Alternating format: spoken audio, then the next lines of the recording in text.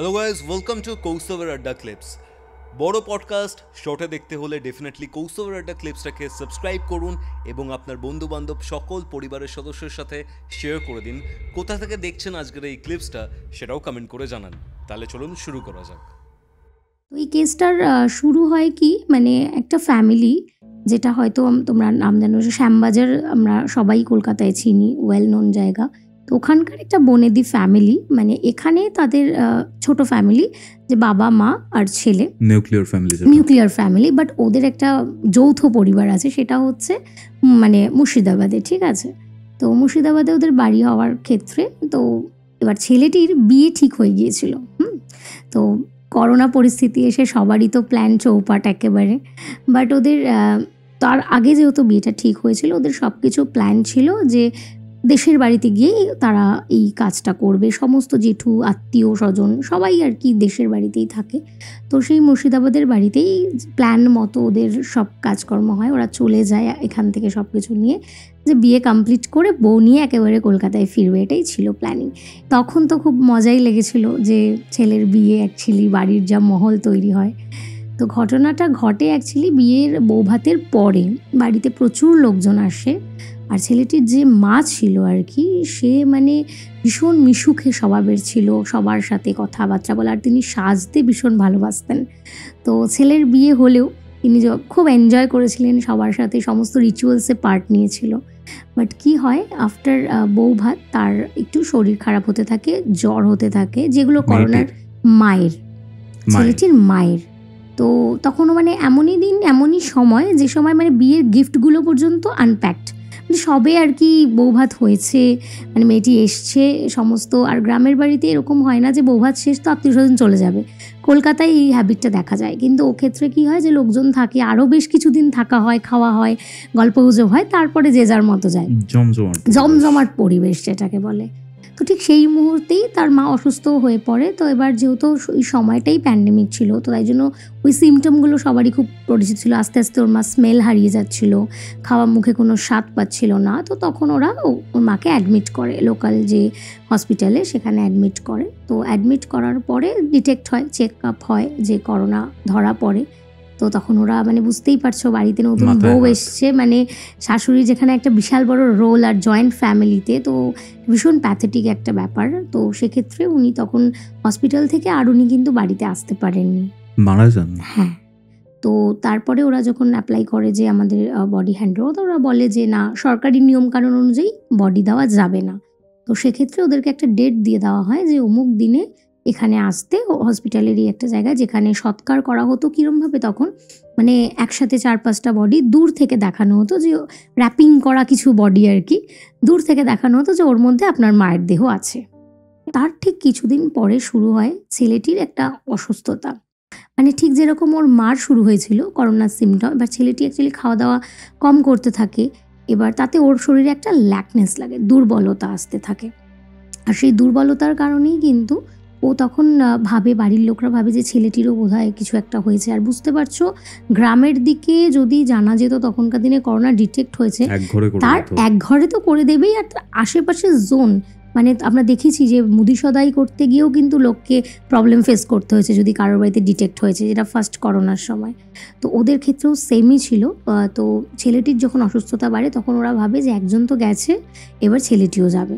তো but god grace কি হয়, ছেলেটির করোনা ডিটেক্ট হয় না, কিন্তু ডক্টর বলে যে তোমারও কিন্তু সিমটম আসতে পারে, যেরকম তুমি উইক হয়ে পড়েছো।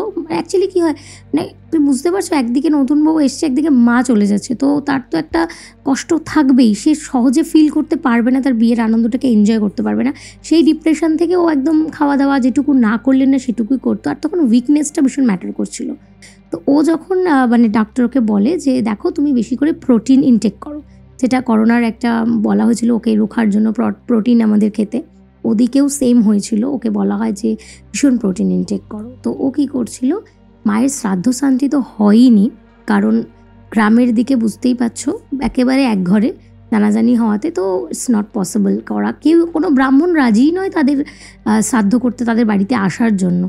তো ছেলেটি কী করে, তখন ও শ্রাদ্ধশান্তিকে অ্যাভয়েড করেই, নিয়মকানুন অ্যাভয়েড করে বাড়ির সবাইকে বলে দেয় এবার আমাদের আমিষ খেতেই হবে, আর কোনো নিয়ম করা যাবে না, মাকে হারিয়েছি, এবার যদি বাবাকেও হারাতে হয় বা আমি চলে যাই তাহলে তো ফ্যামিলিটা শেষ। তো ওরা ডিসাইড করে যে এই বাড়িটা ছেড়ে আমরা কলকাতায় ফিরে যাই। এবার যেহেতু একেবারে এরকম কন্ডিশন, এবার ওরা পুলিশের কাছ থেকে লিখিয়ে যে আমার তো সমস্ত ব্যবসা কাজপত্র ওখানে, তো আমাকে মুভ করতে হবে, ওরা পুলিশকে লিখিয়ে চলে আসেন কলকাতার বাড়িতে, শ্যামবাজারের বাড়িতে। তো আবার ওই বাড়িটা টোটালি বন্ধ, মানে ওর মা মারা যাওয়ার পর থেকে বাড়িটা ওরা লক করে চলে আসে। এবার ঘটনাটা হয় ওর বউয়ের সাথে। একেবারে সদ্য বিয়ে করা বউ, বুঝতেই পারছো। আর তার মধ্যে মেয়েটার একটা মেন্টাল স্ট্রেস এসেছিল, কারণ যেহেতু গ্রামের বাড়িতে এই ঘটনাটা ঘটেছে, ওকে সবাই মানে অপয়া, অলক্ষণে, তো যেগুলো আর কি হয়, যেটা কলকাতায় অতটা হয় না, কিন্তু বুঝতে পারছো মুর্শিদাবাদ মানে সেটা একটু গ্রাম এরিয়া, তো ওখানে সবাই বলছে আস্তে না আস্তেই শাশুড়িকে খেয়ে ফেলেছে। তো এরকম একটা এই ওয়ার্ডগুলো ভীষণ দেখবে, একটা বলে না আজকাল তো বেরিয়েছে মানে মেন্টাল ব্লকেজ। ওকে এইভাবে কিন্তু একটা স্ট্রেসের মধ্যে ছিল অলরেডি, বাট সেটা ওখানে অতটা প্রকাশ পায়নি, কারণ ওখানে এক ঘরে হয়ে গিয়েছিল যে মানে আমার জন্যই সব হয়েছে, এরকম একটা ফিলিংস ওর ছিল। তো সেক্ষেত্রে যখন এই বাড়িতে আসে, এবার প্রথম দিন 2-3 দিন এরকম, 1-2 দিন পরে ছেলেটি ঘুমাচ্ছে রাত্রিবেলা। এবার হঠাৎ দেখছে উঠে যে পাশে ওর বউ নেই। এবার ছেলেটির ঘুম ভাঙে একটা নুপুরের শব্দে, যেটা ওর খুব চেনা। মানে এবার কলকাতার ফ্ল্যাটে বা কলকাতায় এরকম নুপুরের মানে নুপুর টুপুর পরে চলাফেরা এগুলো একটু গ্রামের মহিলারাই করে থাকে, কিন্তু ছেলেটির কেন নুপুর চেনা? কারণ ওর মা পায়ে নুপুর পরতেন, উনি খুব সাজতে ভালোবাসতেন, আমি আগেই বললাম। তো ওনার মার পায়ে নুপুর থাকতো, কিন্তু এবার ও যখন উঠলো দেখছে একে তো পাশে বউ নেই, উল্টে আবার দেখতে পাচ্ছে যে নুপুরের একটা আওয়াজ। তো এরকম ওদের 2 কামরার রুম, একটা রুমে ওর বাবা থাকে, একটা রুমে বাবা মা থাকতেন, এখন বাবা একাই থাকে, একটা রুমে ওরা থাকে, মাঝখানে একটা কমন স্পেস, আর সেখানে fridge and all, dining table এইসব থাকে। তো ও যখন দেখে আওয়াজটা কেউ করছে বা কোথাও থেকে আসছে, তখনও উঠে গিয়ে দেখে যে ওর বউ সিম্পলি জাস্ট ওয়াশরুম থেকে বেরোচ্ছে। ছেলেটি তখন নোটিস করে যে ওর বউয়ের পায়ে নুপুরটা রয়েছে। তো এটা তো অবাক হওয়ার কিছু নেই শুনে মনে হচ্ছে, কিন্তু এটাতে ইন্টারেস্টিং ব্যাপার হচ্ছে যে নুপুরটা বউটির পায়ে ছিল, সেই নুপুরটা কিন্তু ওর বিয়ের সময় মানে বনেদি বাড়িতে কি হয়, বংশ পরম্পরায় কিছু মানে গহনা আর কি বউকে বা নাত বউকে দেওয়া হয়। তো ওর মা যখন ওই বউটিকে বরণ করেছিল, তখন ওকে ওদের মানে বংশ পরম্পরা যেটা ওর মা পড়তেন সেটা কিন্তু ওই বউটিকে দিয়েছিল। কিন্তু তখন মেয়েটি বলেছিল যে না, আমি তো এইসব পড়ি না, ওল্ড ফ্যাশন, আমি একদম নুপুর পছন্দই করি না অ্যান্ড অল এরকম। তো সে কিন্তু নুপুরটা তখন অ্যাকসেপ্ট করেনি, তখন তার বদলে ওর মা তাকে হার এবং বলেছিল এটা ঠিক আছে, এটা ছাড়ো, তুমি যখন পড়ো না আমি তোমাকে হার দিয়ে আশীর্বাদ করছি। তো তখন ছেলেটি খেয়াল করে যে প্রথমত এই নুপুরটা ওই দিনকেও অ্যাকসেপ্ট করেনি যেদিনকে মা দিয়েছিল, বাট আজকে ওটা ওর পায়ে। তো তখন ও বলে দেখো এটা আমার মায়ের নুপুর, আর তুমি তো বলেছিলে তুমি পছন্দ করো না, এটা আর পড়ো না। এই আওয়াজটা আমাকে আমার মার কথা বারবার মনে করায়, এটা হ্যালুসিনেশন, ভয় পাওয়া ওর শুরু হয়। বাট মেয়েটা তখন ওর কথাটা জাস্ট ইগনোর করে ঘরে চলে যায়। মানে ও যে বললো যে এটা তুমি পড়ো না, আমার সাউন্ডে প্রবলেম হচ্ছে, সেটা কিন্তু মেয়েটা কোনো মানে অ্যাজ ইফ ওটা এনজয় করছে, মানে যেরকম ও রিয়াকশন দিয়েছিল বৌভাতের টাইম যে না এটা আমি পড়বো না, মানে আমি এগুলো ওল্ড ফ্যাশন পড়ি না, কিন্তু এক্ষেত্রেও অ্যাকসেপ্ট করছে, এনজয় করছে। তো ঠিক আছে, ফার্স্ট ইনসিডেন্ট এই একটা ছোট্ট সূত্রপাত থেকেই স্টার্ট হয়। তো সেটাকেও ছেলেটা অতটা কিছু মাইন্ড করেনি। বাট কি হয়, এবার যেহেতু বাড়িতে আর কোনো মহিলা নেই সেই সময়ে, তো ওকেই রান্নাবান্না করতে হয়। এবার যখনই রান্নাবান্না করছে, মেয়েটা স্টার্ট করেছে রান্নাবান্না করতে, কোনো কিছু যখন রান্না করছে সেই রান্নাটার মধ্যে একটা পোড়া পোড়া স্মেল পাওয়া যাচ্ছে। ঠিক আছে, ধরো নর্মাল সবজি, মাছ, মাংস, তো যেহেতু ছেলেটাকে এখন খেতে বলেছে, বাড়ির সবাই আমিষই খাচ্ছে, প্রত্যেকটা রান্নায় একটা ব্যাড স্মেল আসছে, একটা ব্যাড স্মেল, মানে মনে হচ্ছে না পুড়ে গেছে কিছু, এরকম একটা ব্যাপার।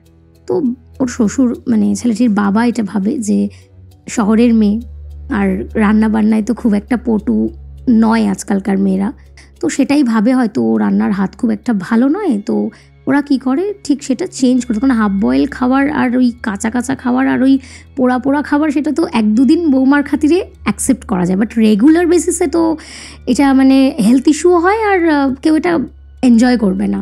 তো তখন কি হয়, ওরা চেঞ্জ করে দেয় যে তোমাকে আর রান্নাটা করতে হবে না, তুমি বাকি সংসার সামলা, আমরা মেড রাখছি, এরকম একটা আরেকটা সিমটম যেটা নেক্সট আমরা পেলাম।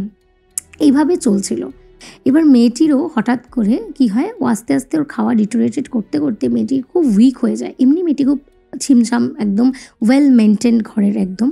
কিন্তু হঠাৎ করে মেয়েটি খুব রোগা হতে শুরু করে এবং ডক্টর দেখানো, যেহেতু ওরা অলরেডি প্যান্ডেমিক সিচুয়েশনে একবার মা চলে গিয়েছেন, ছেলের ওপর একটা এফেক্ট এসছে, এবার বৌমার ওপর এফেক্ট আসছে। তো সঙ্গে সঙ্গে ওরা ডক্টর কনসাল্ট করে এবং ডক্টর বলে যে ঠিক আছে ওকে অ্যাডমিট করো। মানে সেন্স চলে যাচ্ছিল বারবার করে, ওর খালি সেন্স চলে যেত। তো তখন ডাক্তার চেক আপ করে বললো ঠিক আছে তাহলে আমরা ওকে চেক করছি, ওর হিমোগ্লোবিন কম, ওকে ব্লাড দিতে হবে, আর বাকি রিপোর্টস পরের দিন আসবে আরও টেস্টের জন্য। তো ওকে অ্যাডমিট করা হয় আমাদের কলকাতারই একটা নাম করা প্রাইভেট বেসরকারি হসপিটালে। তো সেটা নাম নিলাম না। এবার একটা প্রাইভেট কেবিন নেওয়া হলো। এবার যেহেতু হাজব্যান্ড ওয়াইফ দুজনেই অ্যালাউ, তো হাজব্যান্ড প্রাইভেটলি বসে রয়েছে, এবার মেয়েটি শুয়ে রয়েছে, মেয়েটির ব্লাড চলছে। ছেলেটি খুবই ডিপ্রেসড, মানে একদম সোজা সরল ছেলে, একটা মানে খুশির মুহূর্ত থেকে ওর লাইফটা পুরো একদম নেগেটিভে চলে গেছে জাস্ট লাস্ট কিছুদিন।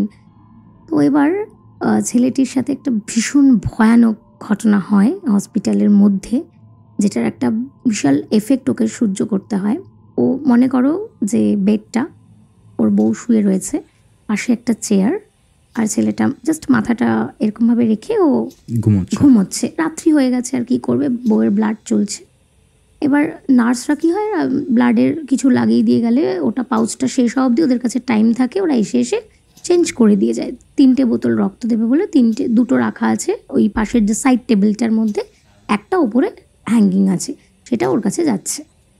এবার নার্স একটা টাইমের পরে, যখন 1-2 ঘন্টা পরে যে স্পিডে দিয়েছে, নার্সটা যখন এসছে, নার্সটার মানে জাস্ট চিৎকারে, মানে একই বলে যে চিৎকারটা করেছে, ছেলেটা জাস্ট মানে হকচকি উঠেছে, মানে কাঁচা ঘুম, একে তো বসেছে। এবার ছেলেটা উঠে যেটা দেখছে যে কেন নার্সটা চিৎকার করলো, কি হতে পারে তোমার মনে হয় যে ও কী দেখে চিৎকারটা করতে পারে? মানে কোনো ক্লু নেই। আইডিয়া করো যে কি দেখে ও নার্সটা চিৎকার করতে পারে, এমন কিছু কি এমন হতে পারে? মারা গেছে? না, রক্তটা আমি জানি না। দেখো জিনিসটা হয়েছে, মানে ওর যে ব্লাডটা এখানে ঝুলছিল, সেইটাতে ব্লাড তো নেই সেই পাউচটাতে, বাকি টেবিলেও যে 2টো রাখা সেটাতেও নো ব্লাড। আর মেয়েটির মুখে, শরীরে, বিছানার চাদরে, ছেলেটির জামায় পুরো রক্তে ভর্তি। কি বলছো? সিরিয়াসলি? একদম সিরিয়াসলি। তো যখন নার্সটা এটা দেখে, আর ছেলেটিও নিজের বউকে এভাবে সারা মুখে রক্তাক্ত অবস্থায় দেখে ও নিজের বউকে চিনতে পারছে না এবং ওকে টাচ করতেও ভয় পাচ্ছে যে এটা কী হয়েছে। এবার তখন সঙ্গে সঙ্গে ওরা মানে সিসিটিভি ফুটেজটা দেখে যে কি করে এটা হলো, মানে ছেলেটাকে বলছে আপনি কি করছিলেন, এরকম একটা। তখন সঙ্গে সঙ্গে ওরা ভেতরে গিয়ে সিসিটিভি দেখে এবং সেটা ফাস্ট ফরওয়ার্ড করে ওরা দেখতে পায় যে মেয়েটি শুয়েছিল, মেয়েটি ওঠে, ব্লাডের যে পাইপটা থাকে, ওর যেহেতু দেখবে যখন কেউ ভর্তি থাকে প্রাইভেটে, এরকম পাশে যে একটা টুল মতো থাকে, সেখানে ট্রেতে সব ওষুধপত্র, ইঞ্জেকশন যা লাগবে জমা থাকে, ওরা টাইম এসে দিয়ে যায়। মেয়েটি ওই ইঞ্জেকশনটা খুলে, ওর যে সুচটা ওটা দিয়ে ব্লাডের ওই পাইপটাকে কেটে জাস্ট সাক করে ব্লাডটা খাচ্ছে। রক্তটা খেয়েছে পুরোটা, ওই যেটা টানানো ছিল ওটা খেয়েছে এবং ওটা ফেলে আবার হাত দিয়ে মানে দেখাচ্ছে এইভাবে, মানে এমনভাবে খাচ্ছে যেন ওটা ওর তেষ্টা পেয়েছে অ্যাজ ইফ। তো আবার বাকি 2টো যে পাউচ, সেই 2টো ওই সেমভাবে সিরিঞ্জের দিয়ে ফুটো করে, ওর যেভাবে আমরা পেপসি খাই ছোটোবেলায়, এভাবেও খেয়েছে 2টোই। এবং খেয়ে দিয়ে বেশ কিছুক্ষণ মেয়েটা বসেছিল এরকমভাবে, একদম বসে থাকার পরে ও অটোমেটিক্যালি শুয়ে পড়েছে। তো সেই কটা দিন আমি ওর থেকে নিয়েছিলাম, বাট আমি ওকে বলেছিলাম যে এই ঘটনাটা কিন্তু এভাবে এন্ড হবে না, যদি তুমি তোমার ওয়াইফকে সুস্থ করতে চাও তাহলে কিন্তু যেখানে তোমার বউয়ের বিয়ে হয়েছে তোমাদের, মানে তোমাদের এই দেশের বাড়িতে, সেখানে কিন্তু তোমাকে যেতে হবে। কেমন লাগলো এই ক্লিপসটা ডেফিনেটলি কমেন্ট করে জানাবেন। এরকম ক্লিপস আরও দেখতে হলে এই চ্যানেলটিকে সাবস্ক্রাইব করুন। আর হ্যাঁ, পুরো পডকাস্টের লিঙ্ক আপনারা ডেসক্রিপশন বক্সে পেয়ে যাবেন, সেটাও চেক আউট করতে পারেন। কৌস্তবের আড্ডা ক্লিপসের এরকম আরও 2টি এপিসোড দেখতে আপনার মোবাইল স্ক্রিনে আসা ডান দিকের অথবা বাদিকের বক্সে ক্লিক করুন।